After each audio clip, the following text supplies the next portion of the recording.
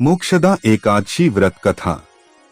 धर्मराज युधिष्ठिर कहने लगे कि हे भगवान, मैंने मार्गशीर्ष कृष्ण एकादशी अर्थात उत्पन्ना एकादशी का सविस्तार वर्णन सुना। अब आप कृपा करके मुझे मार्गशीर्ष माह के शुक्ल पक्ष की एकादशी के विषय में भी बतलाइए। इस एकादशी का क्या नाम है तथा इसके व्रत का क्या विधान है? इसकी विधि क्या है? इसका व्रत करने से किस फल की प्राप्ति होती है? कृपया यह सब विधान पूर्वक कहिए। भगवान श्री कृष्ण बोले, मार्गशीर्ष माह के शुक्ल पक्ष में आने वाली इस एकादशी को मोक्षदा एकादशी कहा जाता है। यह व्रत मोक्ष देने वाला तथा चिंतामणि के समान सब कामनाएं पूर्ण करने वाला है, जिससे आप अपने पूर्वजों के दुखों को खत्म कर सकते हैं। इसका महात्म्य मैं तुमसे कहता हूँ, ध्यान पूर्वक सुनो। गोकुल नाम के नगर में वैखानस नामक राजा राज्य करता था। उसके राज्य में चारों वेदों के ज्ञाता ब्राह्मण रहते थे।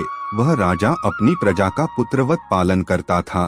एक बार रात्रि में राजा ने एक स्वप्न देखा कि उसके पिता नरक में हैं। उसे बड़ा आश्चर्य हुआ। प्रातः वह विद्वान ब्राह्मणों के पास गया और अपना स्वप्न सुनाया। कहा, मैंने अपने पिता को नरक में कष्ट उठाते देखा है। उन्होंने मुझसे कहा कि हे पुत्र, मैं नरक में पड़ा हूँ, यहाँ से तुम मुझे मुक्त कराओ। जब से मैंने ये वचन सुने हैं तब से मैं बहुत बेचैन हूँ। चित्त में बड़ी अशांति हो रही है। मुझे इस राज्य, धन, पुत्र, स्त्री, हाथी, घोड़े आदि में कुछ भी सुख प्रतीत नहीं होता। क्या करूँ?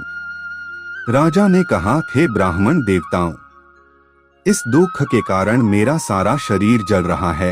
अब आप कृपा करके कोई तप, दान, व्रत आदि ऐसा उपाय बताइए जिससे मेरे पिता को मुक्ति मिल जाए। उस पुत्र का जीवन व्यर्थ है जो अपने माता पिता का उद्धार न कर सके। एक उत्तम पुत्र जो अपने माता पिता तथा पूर्वजों का उद्धार करता है, वह 1000 मूर्ख पुत्रों से अच्छा है। जैसे एक चंद्रमा सारे जगत में प्रकाश कर देता है, परंतु हजारों तारे नहीं कर सकते। ब्राह्मणों ने कहा, हे राजन, यहाँ पास ही भूत, भविष्य, वर्तमान के ज्ञाता पर्वत ऋषि का आश्रम है। आपकी समस्या का हल वे जरूर करेंगे। ऐसा सुनकर राजा मुनि के आश्रम पर गया। उस आश्रम में अनेक शांत चित्त योगी और मुनि तपस्या कर रहे थे। उसी जगह पर्वत मुनि बैठे थे।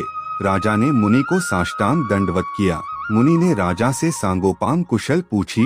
राजा ने कहा कि महाराज, आपकी कृपा से मेरे राज्य में सब कुशल हैं, लेकिन अकस्मात मेरे चित्त में अत्यंत अशांति होने लगी है। ऐसा सुनकर पर्वत मुनि ने आंखें बंद की और भूत विचारने लगे।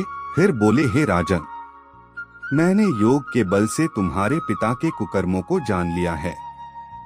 उन्होंने पूर्व जन्म में कामातुर होकर एक पत्नी को रति दी, किंतु सौत के कहने पर दूसरी पत्नी को ऋतुदान मांगने पर भी नहीं दिया। उसी पाप कर्म के कारण तुम्हारे पिता को नरक में जाना पड़ा।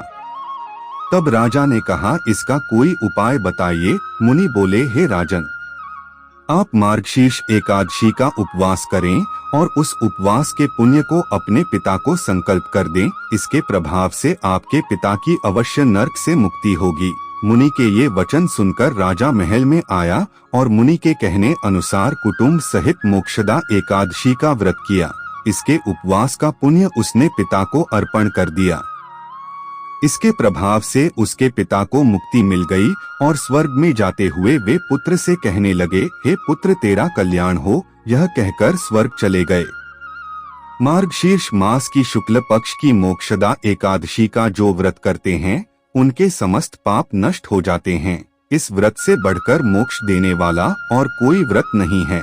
इस दिन गीता जयंती मनाई जाती है। साथ ही यह धनुर्मास की एकादशी कहलाती है। अतः इस एकादशी का महत्व कई गुना और भी बढ़ जाता है। इस दिन से गीता पाठ का अनुष्ठान प्रारंभ करें तथा प्रतिदिन थोड़ी देर गीता अवश्य पढ़ें।